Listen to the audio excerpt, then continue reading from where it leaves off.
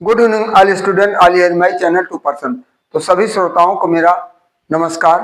जैसा कि आज आर्मी दिवस 15 जनवरी आर्मी दिवस के रूप में मनाया जाता है, इंडियन आर्मी दिवस के रूप में मनाया जाता है, क्योंकि बहुत से यानी स्वतंत्रता सेना अमर शहीदों ने, वीर सेनानियों ने अपने प्राणों की आहुति दी थी, जिसके कारण आज 15 जनवरी को सैनिक दिवस के रूप में मनाया जाता है।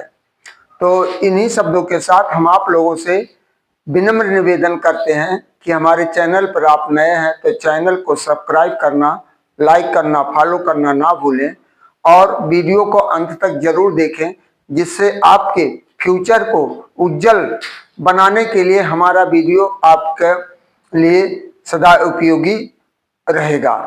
तो इन्हीं शब्दों के साथ हम आपको मोटिवेशनल वाक्यों की तरफ ले चल रहे हैं। जैसा कि आज हमने कहा आर्मी दिवस है, उस पर है, और आज मकर संक्रांति कुछ लोग हर्षोल्लास के साथ, कुछ लोग कल मनाए, कुछ आज मनाए हैं, कुछ लोग कल मौनी अमावस्या के कारण नहीं मनाए, आज कुछ अमावस्या के कारण जो कल नहीं मनाए थे उसको आज उन्होंने हर्षोल्लास। इसमें तिल चिवड़ा और इस सब के साथ, और इसमें विशेष वार्निंगें दी जाती है। विशेषकर जो मोटर दो चक्कर वाहन से गाड़ी चला, दो चक्कर से दो वाहन पहियों से चलते हैं, और विशेष चलते समय विशेष सावधानियां रखें, क्योंकि जो पतंगबाज हैं वो पतंग उड़ाते हैं, पतंग से आपकी गला भी रेती जा सकती है, जैसे कि उसके पहले कई घटनाएं हो सकी है।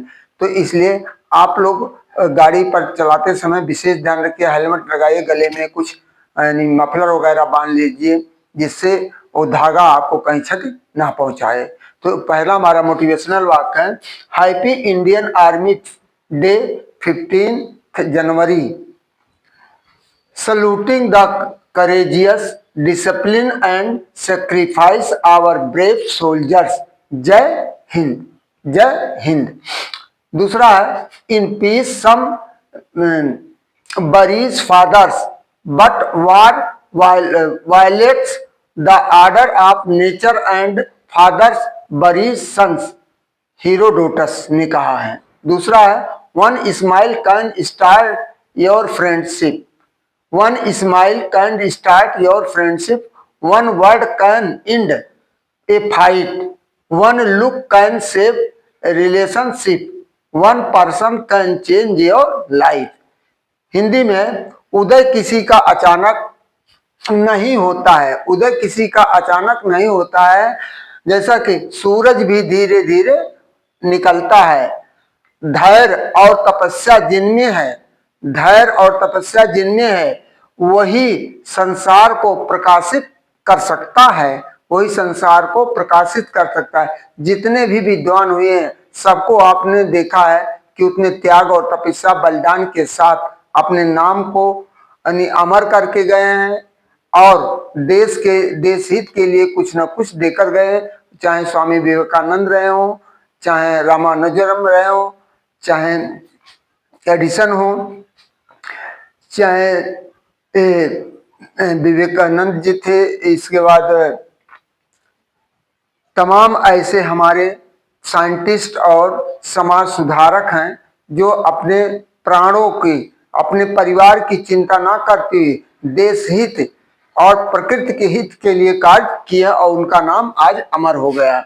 इसी तरह जो बार बार गिरकर भी उड़ना जानता है, जो बार बार गिरकर भी उड़ना जानता, वही असली बाज होता है, वही असली बाज होता है। छठा है, काम बिगड़ा हो तो सुधर जाएगा, काम बिगड़ा हो तो सुधर जाएगा, बात बिगड़ी हो तो बन जाएगी।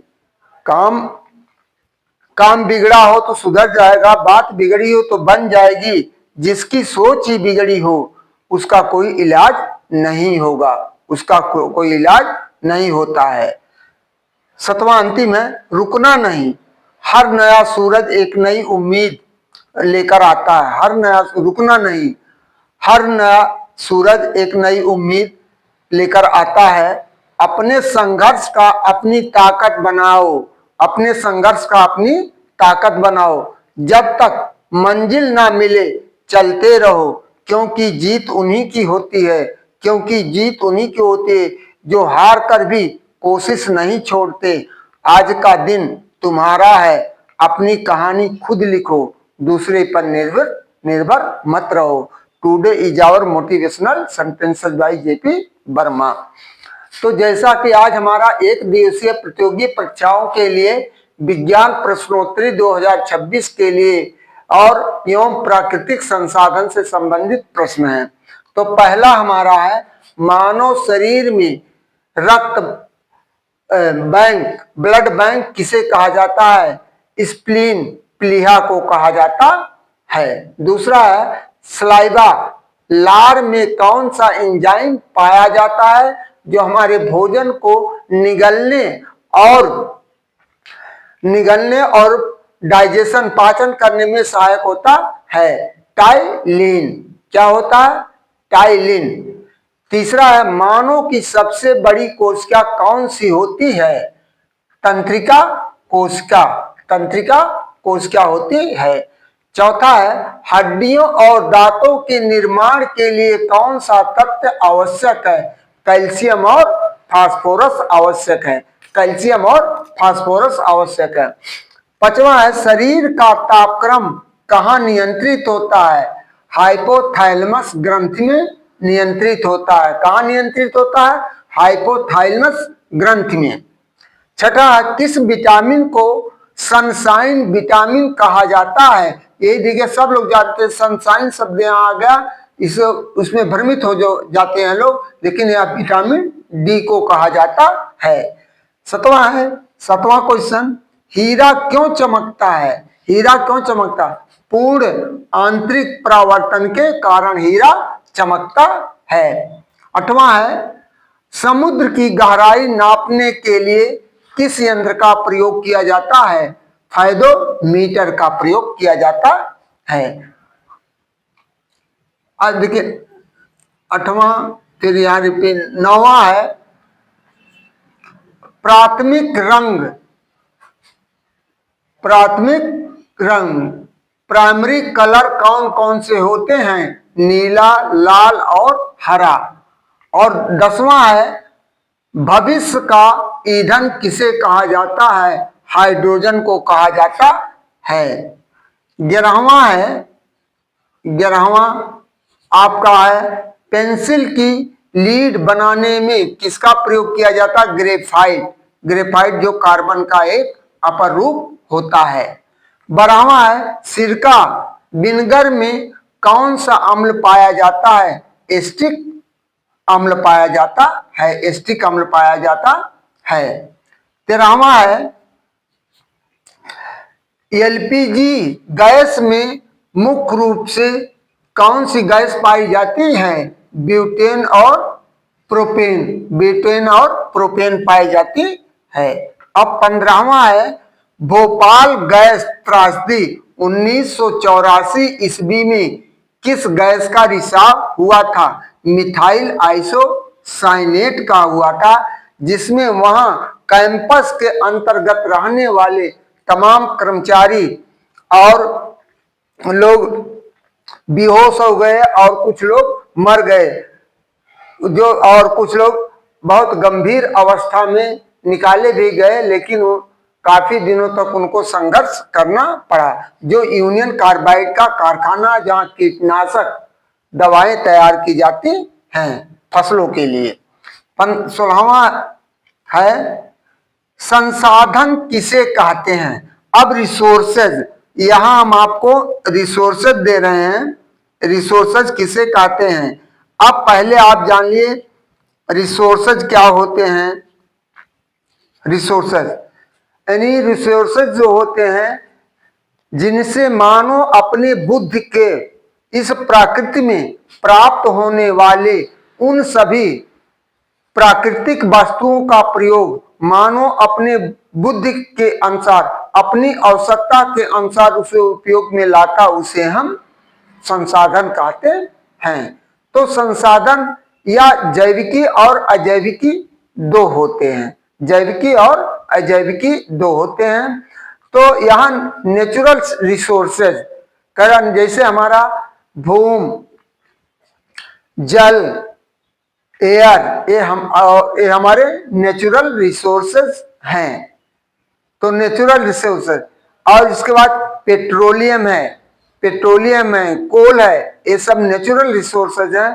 तो इन रिसोर्सों का हम मानव को सही रूप से अपना प्रयोग करना चाहिए, जिससे इसकी पुनरावृत्ति यानी आने वाले भविष्य के लिए भी यह सुरक्षित रहे, और इसे एक बार समाप्त होने के बाद इसे पुनः प्राप्त नहीं किया जा सकता है।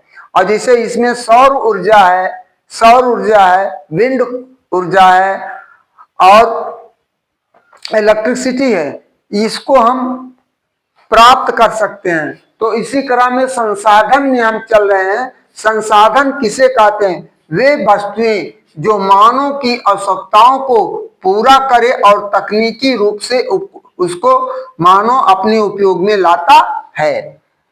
अब 17वां क्वेश्चन, संसाधन शब्द की उत्पत्ति किस भाषा से हुई? फ्रेंच भाषा से हुई।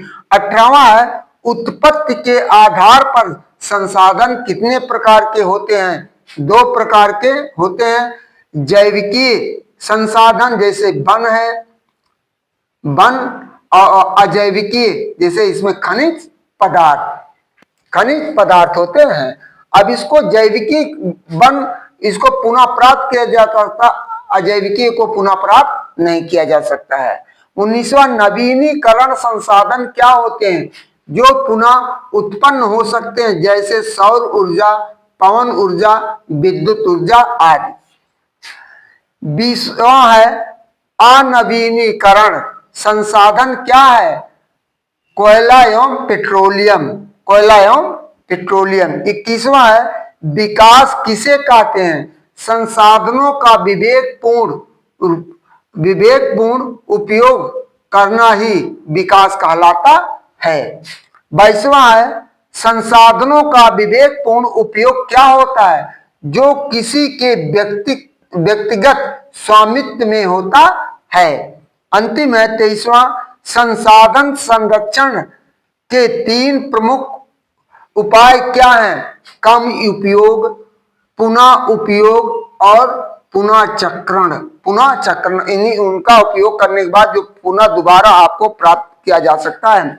तो इन्हीं शब्दों, यह हाई स्कूल के लिए भी बहुत महत्वपूर्ण है और साथ साथ एक दिवसीय सभी प्रकार के प्रतियोगी परीक्षाओं के लिए महत्वपूर्ण है। इन्हीं शब्दों के साथ हम आप सभी श्रोताओं से करबद्ध निवेदन करते हैं कि हमारे चैनल पर नए हैं तो चैनल को सब्सक्राइब करना, लाइक करना, फॉलो करना ना भूलें और वीडियो को अंत तक जरूर देखें।